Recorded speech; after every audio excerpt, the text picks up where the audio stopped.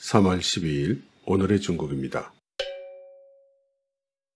미국 인도태평양 사령부 제독인 필립 데이비슨 중장은 상원 에세이 질의에서 인민해방군이 6년 내에 타이완을 공격할 가능성이 있다고 발언했습니다. 그는 릭 스카트 공화당 상원의원이 미군은 중국의 타이완 공격을 필히 방어하는 데 동의하는가? 라는 질문에 인도태평양 작전 지휘관으로서 타이완 관계법을 지지할 의무가 있다고 답했습니다. 또 인도태평양 사령부가 타이완의 한광훈련에 협조하고 타이완 국방훈련 활동에 대한 옵저버를 파견하겠다는 입장을 처음으로 밝혔습니다. 양재치 정치국 위원과 왕이 외교부장이 미 국무장관 안토니 블링켄 및 제이크 설리반 안보보좌관과의 고위회담을 3월 18일과 19일 앵커리지에서 할 것이라고 신화사가 보도했습니다. 리커창 총리는 양회 후의 기자발표회에서 중국은 안정적인 경제성장과 새로운 일자리 창출을 2021년 주요 목표로 우선시하고 있으며 중국은 큰 변화가 아닌 지속가능한 확장이 필요하다고 말했습니다. 그는 우리는 강력한 성장을 보면 분명 기쁘겠지만 중국의 경제 회복과 세계 경제 성장과 발전을 둘러싼 큰 불확실성 또한 잘 알고 있다면서 이같이 말했습니다. 그는 또 6% 이상의 성장 목표는 낮은 목표가 아니라고 했습니다. 중국 정부는 고용에 중점을 두며 안정적인 성장을 도모하는 것으로 보입니다.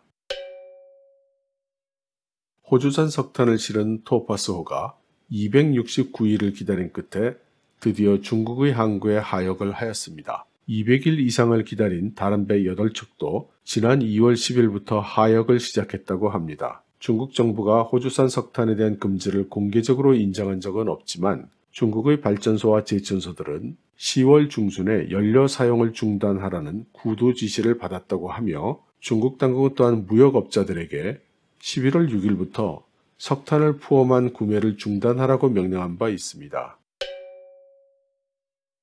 중국 반도체 산업 주요 무역협회인 중국 반도체 산업협회 CSIA가 미국 반도체 산업협회와 워킹그룹을 설립한다고 11일 밝혔습니다. CSIA는 포스트에서 워싱턴 소재 반도체 산업협력협회 SIA와 공동 워킹그룹을 구성하겠다고 밝혔으며 양측은 각각 10개의 반도체 기업들이 대표합니다. 이번 발표로 홍콩에서 중국 본토의 대표 반도체 제조업체인 SMIC의 주가가 무려 12.4%나 올랐습니다.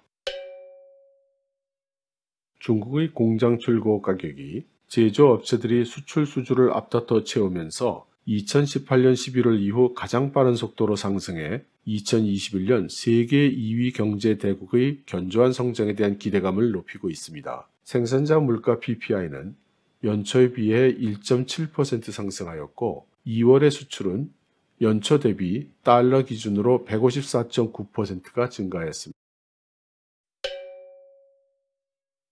중국은 양회에서 새 5개년 계획에서는 모든 시장 주체, 즉 공유제와 사유제 모든 경제 주체에 대한 공정한 대우를 강조했습니다. 그러나 공유제 경제체인 국유기업에 대한 발전과 지원을 강조해서 시장의 의심을 일으키고 있습니다. 당국은 국유기업들이 더 많은 시장 기반의 고용과 인센티브를 시행하며 경쟁력 있는 산업 분야의 기업들에게는 보다 강화된 재무적 요구를 할 것이고 에너지, 철도, 통신과 같은 분야를 개방하겠다고 약속했습니다. 재정부 자료에 따르면 중국은 2019년 말 산업부문 순국유재산이 약 64조 9천억 위안으로서 전년인 58조 7천억 위안보다 증가한 것으로 나타났습니다.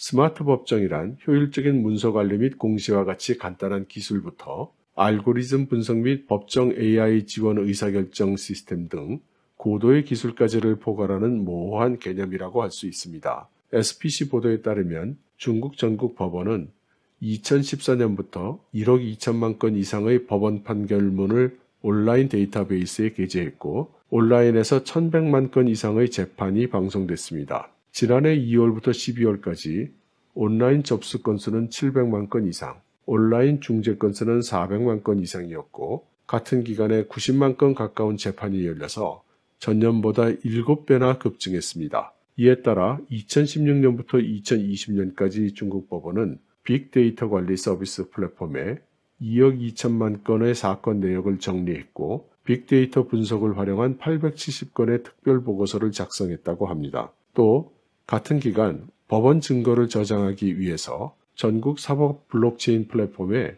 6억 4천만 건 이상의 자료가 업로드됐고 이 중 250만 건 가까이가 인증을 받았다고 명시하고 있습니다. 레이첼 스턴 캘리포니아대 법학과 정치외교학과 교수와 벤자민 리버맨 컬럼비아대 법학전문대학원 교수는 앞으로 나올 법리 검토 기사에서 중국의 스마트 법정은 상하 정책 방향이자 시진핑 주석이 강조하는 주요 테마로서 반향을 일으킨 정치적 우선순위가 있는 토픽이라고 합니다. 전 중앙당교 부총장인 허 이팅이 중국은 개방을 확대하고 주요국과의 관계를 적극적이고 신중하게 다루며 국내 포퓰리즘의 부상을 막아야 한다고 말했습니다. 트럼프 행정부 시절 북미 관계가 급격히 악화되고 중국이 홍콩, 신장, 남중국해 등의 문제로 미국 및 유럽 등과 대립하면서 민족주의 정서가 높아진 데 따른 것입니다. 주리자 중국 행정학원 교수는 중국과 외부 세계 사이의 갈등에 대해 온라인상에서 급진적이고 감정적인 목소리들이 나오는데 이것들은 모두 포퓰리즘의 표현이다라고 하면서 정부는 민족주의를 다루는 데 신중해야 하며 중국과 다른 나라들의 관계를 적대적인 상태로 만들지 않도록 노력해야 한다고 말했습니다. 중국의 이번 5개년 계획에 해상 분쟁을 둘러싼 리스크를 완화하고 법적 투쟁에 대비하라는 요구가 포함되어 있어서 남중국해에 대한 우려가 커지고 있음을 반영한다는 분석이 나오고 있습니다. 이 계획은 또한 해양기본법을 제정할 것을 요구하고 있는데 이는 지난 5년 동안 추진되어 오던 과제이기도 합니다. 난징대학의 국제관계 전문가인 주펑 변호사는 중국은 또 다른 법적 사건을 보고 싶어 하지는 않지만 소송이 있을 가능성이 높기 때문에 준비가 진행되고 있다고 생각한다고 말했습니다. 그는 또 베트남이 중재를 시작한다면 이제는 중국이 실제로 참여할 가능성이 더 커진다고 했습니다. 홍콩 시립대학의 국제법 전문가인 왕장유는 중국에게 해양법의 중요성은 새로운 것이 아니라고 강조하면서도 그렇지만 국제법을 사용할 필요성에 대한 중국의 믿음이 커지고 있다는 것을 말해준다고 했고 하지만 중국 정부는 여전히 사안별로 중재에 참여할지를 결정할 것이라고 했습니다. 중국은 2007년 일본, 2012년 베트남 등 중국과 해양 분쟁을 벌인 이후에 독자적인 해양기본법 제정 추진을 시작했습니다. 일본 닛산 자동차와 프랑스 푸조 시트로eng의 중국 파트너인 동펑 자동차가 테슬라에 도전하는 신에너지차 브랜드 보이아를 출시했습니다. 보이아의 첫 번째 모델은 7월에 출시된 예정이라면서 한 번 충전으로 500km 주행이 가능한 차로서 7월에 출시될 것이라고 말했습니다. 첫 모델은 20만 위안이 넘을 것으로 예상된다고 합니다. 지난 1월 알리바바의 음식 배달 서비스인 얼러마의 배달기사 한 사람이 타이저우시에서 분신 자살을 기도했습니다. 주변 사람들이 불길을 잡았지만 배달기사 류 씨는 자신이 목숨을 걸고 벌은 돈을 받아야 한다고 주장하며 병원에 가는 것을 거부했다고 합니다. 여러분, 좋은 하루 되십시오.